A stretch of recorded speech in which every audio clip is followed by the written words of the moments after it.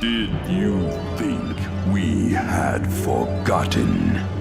Did you think we had forgiven? Behold now, the terrible vengeance of the Forsaken! In a recent interview with Eurogamer, Alex Afrasiabi, World of Warcraft's creative director, dropped a massive bombshell on the community. Or at least I thought it was massive. He seemed to state it nonchalantly as if we should have known this all along, but apparently the treachery of Apothecary Putris and Varimathras at the Wrathgate was not a scheme hatched by the two to renew the Legion's assault on Azeroth, or exact revenge on those that had besmirched the Forsaken in the past. No, the whole thing was orchestrated and ordered by Sylvanas from the beginning. This is a huge revelation for several reasons. I'm going to do my best not to ramble, but if you're interested in the TLDR version of this, here's where my mind is right now. 1. Sylvanas has a much larger, deeper game plan than we've all given her credit for. 2. She now knows or suspects that Sargeras and N'Zoth are either allies or at least after the same thing. 3. N'Zoth has broken with the Void Lords. 4. She has subtly aided both in their quest to rid Azeroth of life. 5. She is currently working with N'Zoth and will soon replace Azshara as his Queen Lieutenant. And 6.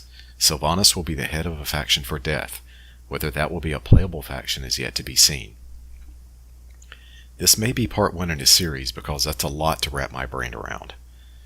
So what did we think happened back then, and how did we get to where we are? We were always led to believe that Sylvanas' trust of Varimathras, or at least her belief that fear would keep him in line, had come back to bite her in the ass. Varimathras was a Nathrazim dreadlord, and Sylvanas ordered him to kill one of his brothers, Balnazar, as a show of loyalty to her, back when she first reclaimed Lordaeron in the name of the Forsaken. Of course, due to the laws of the Twisting Nether, Varimathras knew that Balnazar wasn't actually dead, but Sylvanas didn't know that. So we all knew that he was just going to wait for the opportune time to bury a dagger in her back, and we thought that dagger was his supposed coup in Undercity. I'd also like to point out that this is another major plot point that harkens back to an event in Warcraft 3. Battle for Azeroth has a ton of them.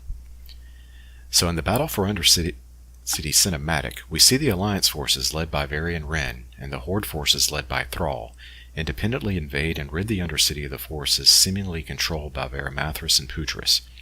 This is a direct result of what happened at the Wrathgate.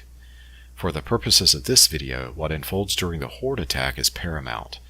Not only is Thrall duped into believing that Sylvanas is a victim, but he takes pride in the fact that he's able to return control of the city back to her after thwarting the so-called coup.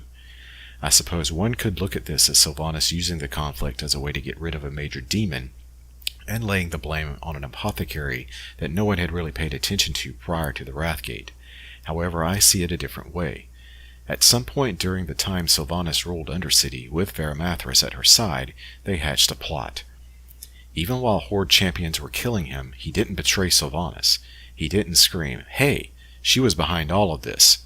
No, he put up a good show, even having a conversation with Sargeras himself, and allowed all of us to believe that he was dead. But Varimathras knew good and well, just as Sylvanas did, that we could not kill him outside the Twisting Nether. So what could they have been plotting? Well, Varimathras could have told Sylvanas who and what his boss Sargeras actually is, a fallen titan and supreme commander of the Burning Legion, with the vision, and more importantly the might, to end all life in the universe, which is exactly what Sylvanas had been trying to do since she formed the Forsaken, or at least on Azeroth. By allowing Putris to launch a preemptive strike on the Lich King, the Alliance, and the Horde forces at the Wrathgate, she manages to pull off the incredible feat of testing one of the most deadly biological weapons on Azeroth, plus eliminating a good chunk of her real enemies, all the while washing her hands of the entire ordeal by blaming everything on Putris and Varimathras. She knew that when the Horde and the Alliance responded in force, Putris would die, and she knew Varimathras would be sent back to the Nether. She also knew that actions on Azeroth would lead to the death of one of the Legion's primary enemies on the planet, and that's the Lich King.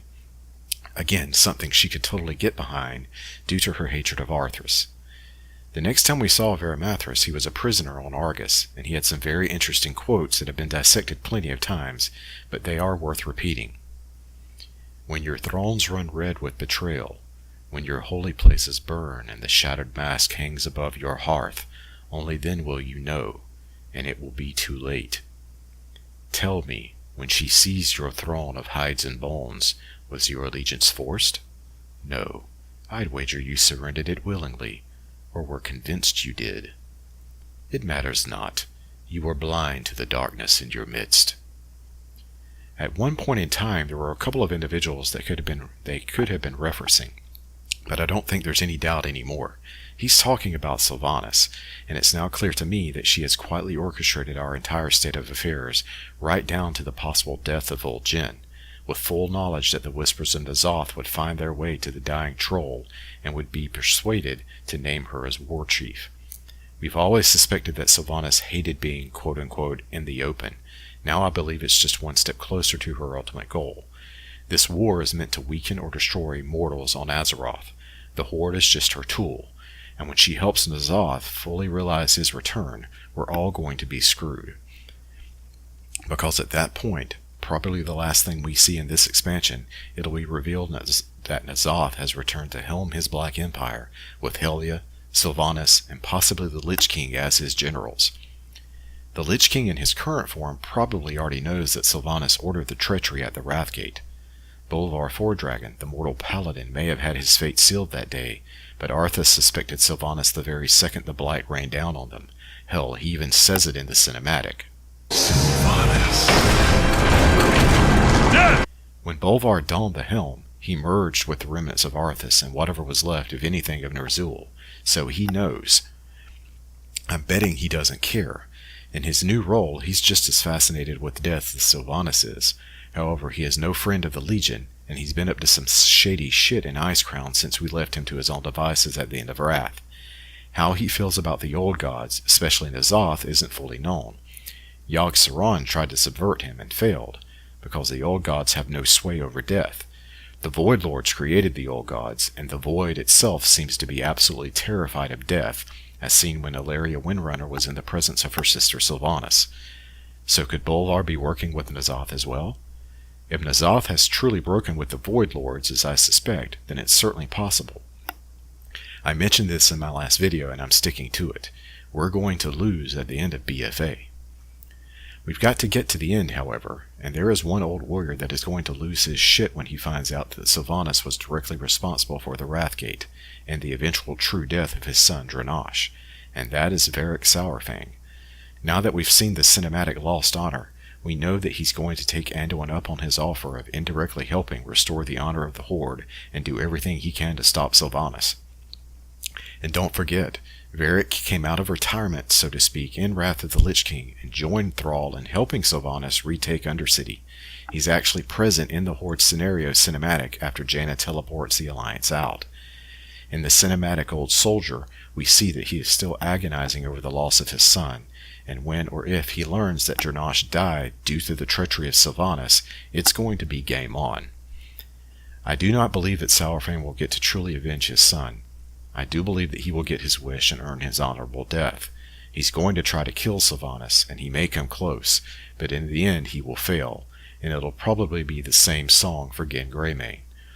With the death of their two oldest warriors, the Horde and the Alliance will be reeling at the end of this expansion. It could be the ultimate catalyst to allow Blizzard to drop the faction divide once and for all, allowing any race to join both the Horde or the Alliance and quest however they please. That is most assuredly, however, another video. Gnomes and Orgrimmar and Trolls and Stormwind. What in the world of Warcraft are we coming to? So guys, please tell me, am I crazy? Or does this sound like one hell of a good time? Please like and subscribe to my channel and let me know what you think in the comments below. Until next time, have a great night.